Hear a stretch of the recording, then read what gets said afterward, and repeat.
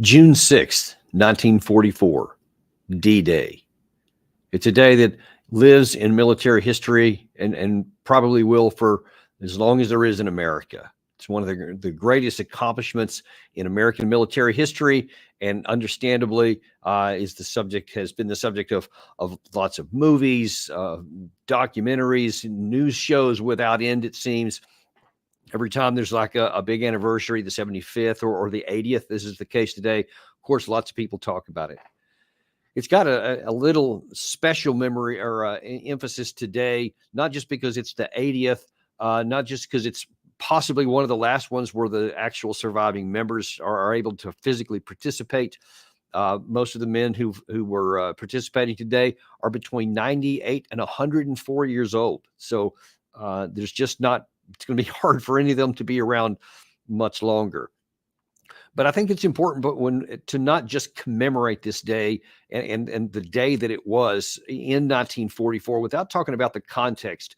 And of course, the fact that this is also happening in the shadow of the other war going on in Europe right now between Russia and Ukraine. Lots of opportunities for this day to be misused and for its memory to be, in some sense, hijacked and certainly misapplied.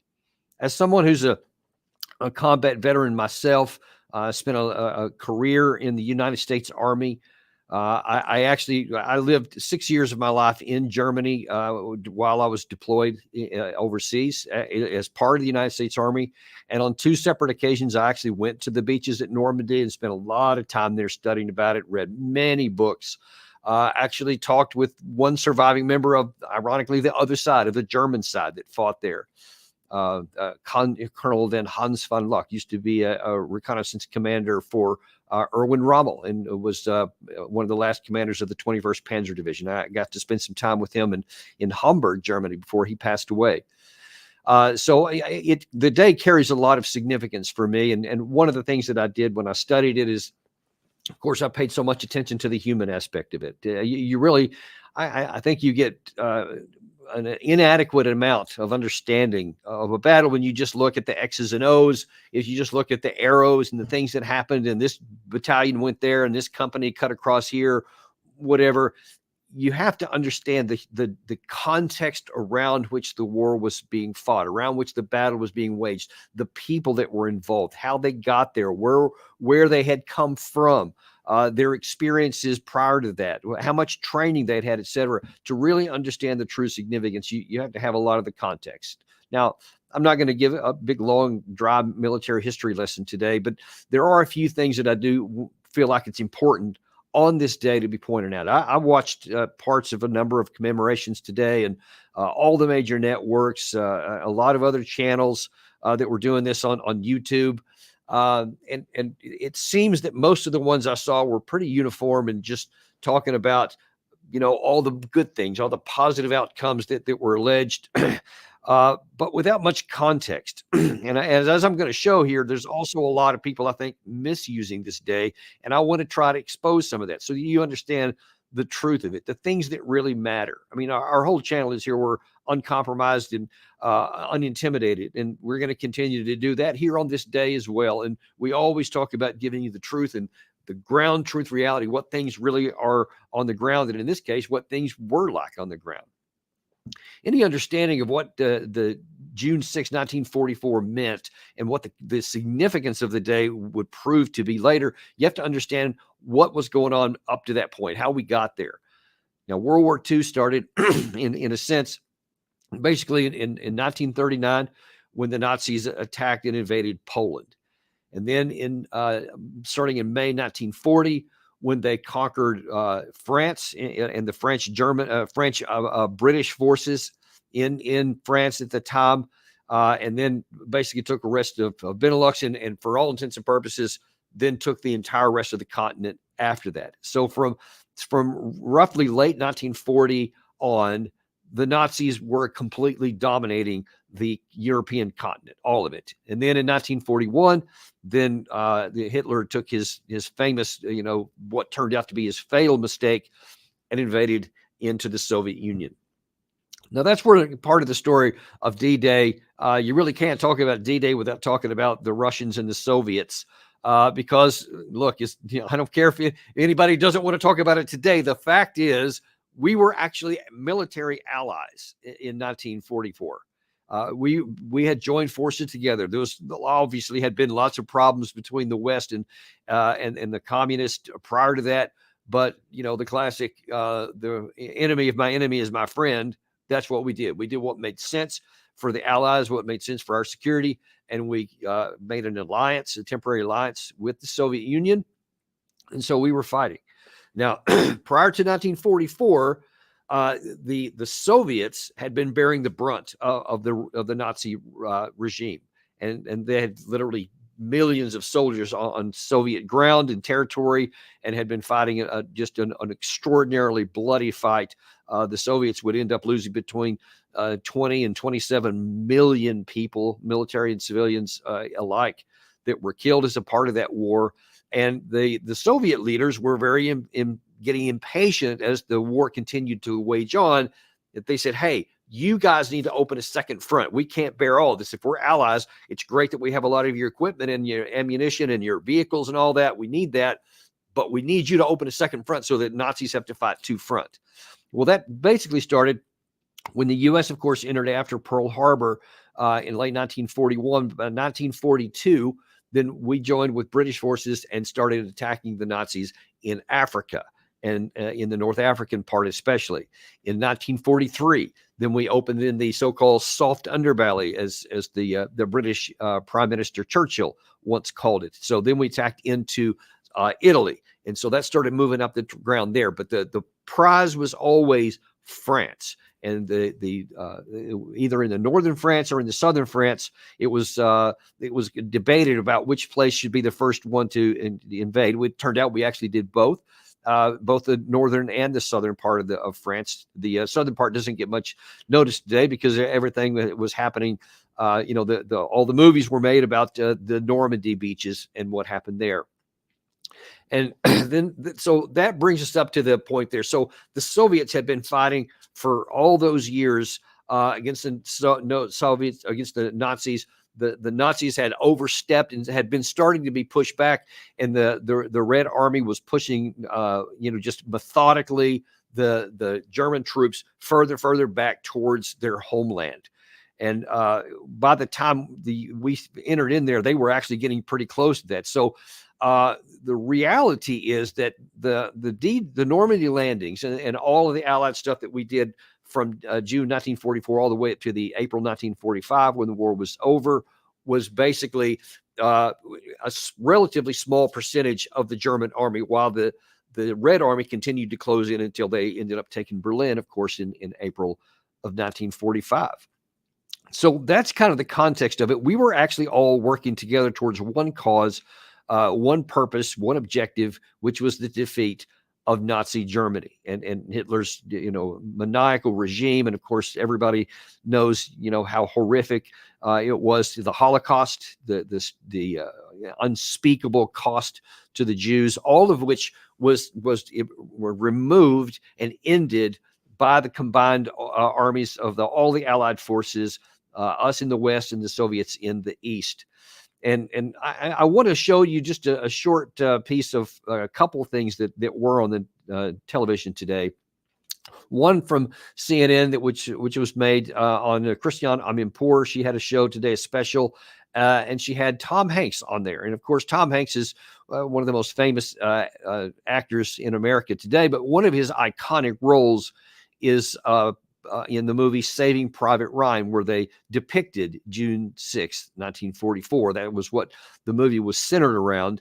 And so they invited him to actually talk about that, because he considers himself a so-called or a private historian. And of course, he had to study a lot for his movie roles. But of course, a lot of people care about what he says. And I thought that some of the things he said about the men that fought there was very poignant, very accurate, and I think something that needs to be commemorated, because no matter what is happening with the bigger things in the war, it's always the people who fight them is the biggest issue. And let me just play a bit of that for you here. This is Tom Hanks earlier today from Normandy. And when I'm here, I think of a bunch of kids. It was a young force that came here. They left absolute all of the comforts of a very comfortable America, safe America on the other side of the ocean. And they put themselves here for what? Because it was the right thing to do. And they were not defending a status quo. They were not gaining territory. They were not here for riches. They were not here to conquer anything. They were really here in order to mend the future. Yeah, there's a lot of truth to that.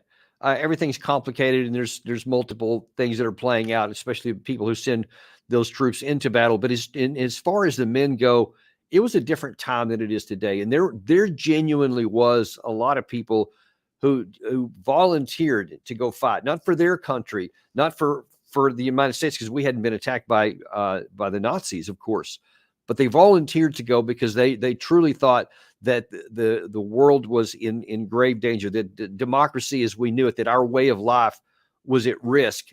And listen, this was no joke. I mean, like I said earlier, the entire continent of Europe had basically been conquered or else subdued, one or the other. So it was legit. There genuinely was. Hitler had millions of men of army, an air force, a navy, and everything you need, industrial capacity to continue waging war. And it was not completely unreasonable to think that perhaps the Americans could be attacked at some point in the future. So that's what led to all those men to sign up and to be willing to go. And even at a national level, a lot of what Tom Hanks said there is accurate, that the U.S. was not trying to conquer any territory. We were not trying to subdue anybody. We weren't trying to well, I guess in a sense, we were trying to change the status quo that existed at the time, which was the Nazis being in charge, but we wanted to return to what had been the case. Now, that's what happened on June 6, 1944. Now, I have heard so many people interview a lot of folks today, a lot of senior American officials, and a lot of other commentators, and everybody likes to look to the Russia-Ukraine war, and they want to draw some parallels there, and they want to try to make it out to be the same kind of thing.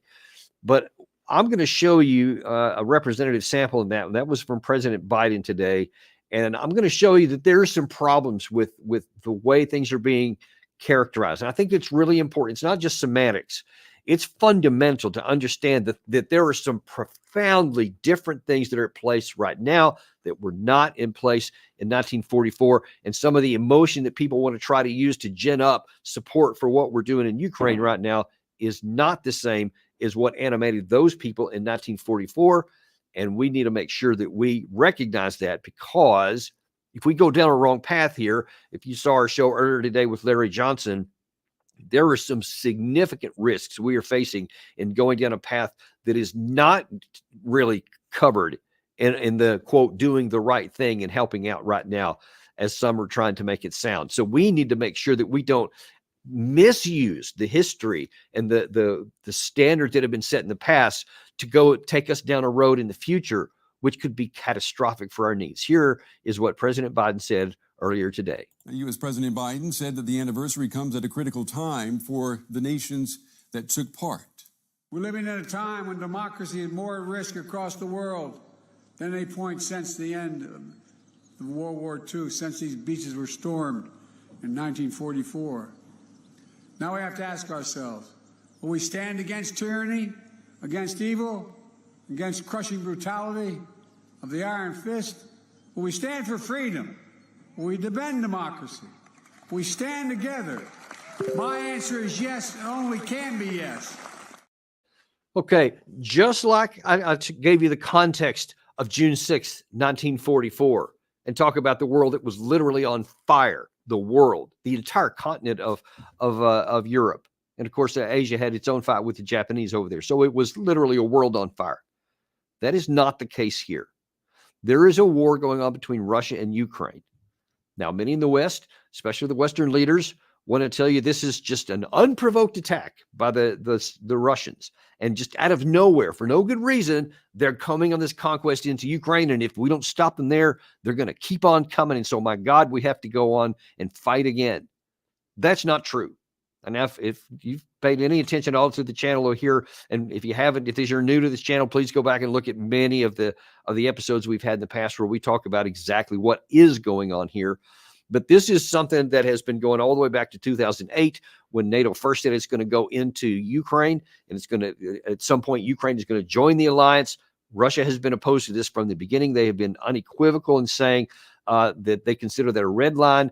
They have acted on their threat. They gave at least 2 firm warnings in 2021 that they were going to go to war if you brought a military alliance up to their borders in Ukraine, especially. And then they finally acted on it. So it was not unprovoked. And again, this is not to defend what Russia did. I still think that there were many other avenues that were open to Russia that they could have done short of war. It didn't need to be this way. They did. And so they broke international rules to do that. But it's naive and it's stupid and wrong for us to claim it was unprovoked, like it came out of nowhere. It was predictable. It was entirely predictable. This war should never have happened. It was avoidable, and we could have prevented it from happening. So for President Biden to want to tell everybody in the world right now, like he did earlier today, that this is democracy at risk in a greater time than at any time since World War II is just factually inaccurate. There's no truth to it at all. Nobody is just trying to squelch democracy. In 1944, Hitler was literally physically crushing and killing anyone who stood against him. Entire countries, most of the continent of Europe, nothing remotely similar to that is going on today. Hitler had an army, air force, and a navy with the capacity to wage global war, and he was doing that. Russia does not. Russia has their Black Sea fleet can't even stand against a country that doesn't have a navy. They've actually suffered egregiously and have to basically hide in various ports off and only make forays out to launch some of their missiles and then head back into protected waters. So they don't have a global navy. They can barely even operate off their shores. Their air force is pretty formidable, but we can see that it's not dominant even over the eastern part of the one country that they're fighting. So they pose no threat to, they don't even really pose that much of a threat to the western part of Ukraine, much less to any of NATO, because we have 32 members that each have their own air force. And even though they don't have enough air defense to do a really good job, they do have some, but they all have an air force. So you can see Russia has having a tough time going against the eastern part of one country. They don't have any chance to come after anything else. So again, all these claims that Russia's coming after us and we have to, have the spirit of June 6, 1944 potentially again is just completely inaccurate. There is no truth to it. The wise thing to do for the West is to recognize that this war between Russia and Ukraine cannot be won by Ukraine. It doesn't matter how many men how much money we give the Ukraine side, how many bullets and everything, how many artillery shells. They don't have the manpower. They are losing more men each month than, or something close to it, than they bring in. And when they keep trying to replace the losses, it's the experienced people who are continuing to die, and then they're bringing people with no experience in to replace them. And so that has a net negative on it, whereas the Russians have nearly the opposite situation. They actually are recruiting and bringing in many more thousands every month than they lose on the battlefield, even though they also have pretty high casualties. But it's the net positive for the Russians. And of course, in all the categories I've mentioned before, with air power, air defense, engineering capabilities, electronic warfare, drones, missiles, rocket force, industrial capacity, and then the manpower issue. All we have to do is do what makes sense and what's logical and rational in the war. So don't listen to all of these claims today that people want to try to bring the spirit of D-Day back in 1944 and say the same things that animated us then are animating us today. Because listen, again, I want you to go back and watch a show we did earlier today with Larry Johnson. In that, we explained and showed you the realities that things are getting very serious in this war. Putin is now considering using nuclear weapons. He's considering expanding this beyond in the conventional realm, even because the West, led by the United States, has now authorized Ukraine to use Western weapons, American weapons on Russian territory. According to what Putin said, he has now authorized his forces to share his weapons and his technology and ammunition with enemies of America. So whether that could be in the Middle East, in Africa, or anywhere else, we don't know. It's impossible to know what he means, but he has claimed that he has now authorized his forces to do to us what we are doing to him. Every opportunity, any kind of possibility that happens that could plunge us into a war with Russia, which all too easily could go nuclear. So let us dare not, in elevating and commemorating the American troops and the Allied troops who fought on D-Day, who eventually helped to free an entire continent from the subjugation of the Nazis. Let us not basically manipulate and pervert the history that they have created, the legacy that they have left, and actually use that to help foster a course of action which could cause more people to die, which could actually cause us to go to war instead of ending a war. That's not what D-Day is for. D-Day shows that when a crisis arises and genuinely our very way of life is as it was in 1945, we can rise to the occasion. But the cost was enormous, extraordinary. Even in that case, it would be foolish and just obscene to seek an operation and to seek a course of action which could cause us to go to war when otherwise we wouldn't. Because I assure you that every man who's buried on those beaches at Normandy to this day, in the Colleyville Cemetery, where I've been, and I've looked at many of them personally, I've touched many of the gravestones. I guarantee you, all of them would have wished they could have lived. They would rather have stayed home and continued to live their lives of peace. Let's don't inflict that kind of outcome on more people who don't deserve it. Let's allow them to live in peace, and let's do the right thing. That's all I have for you today. Just something I felt important enough to address this, because I see a lot of people trying to misuse what happened on D-Day from 1944. And I want to make sure you've got the truth. We invite you to join us tomorrow. As I've been telling you, we have a new membership plan here where you can get exclusive content. You can get the ability to engage directly, so we don't have to worry about just looking at some of the comments in the sidebar where I can see some of the things you're writing. You actually can engage directly with us. We're going to do that. The first one of those is going to be tomorrow. It's going to be what we have been doing is our update. Our weekly update, that's going to be now for you tomorrow, 3 p.m. on Friday, tomorrow afternoon. Join with us if you haven't already joined. You see that join button there on our website. Please join that so that you can be part of that exclusive membership tomorrow, which is only going to be for those people who are there. So thank you very much. We appreciate you joining with us today and look forward to seeing you on the next episode of Daniel Davis Deep Dive.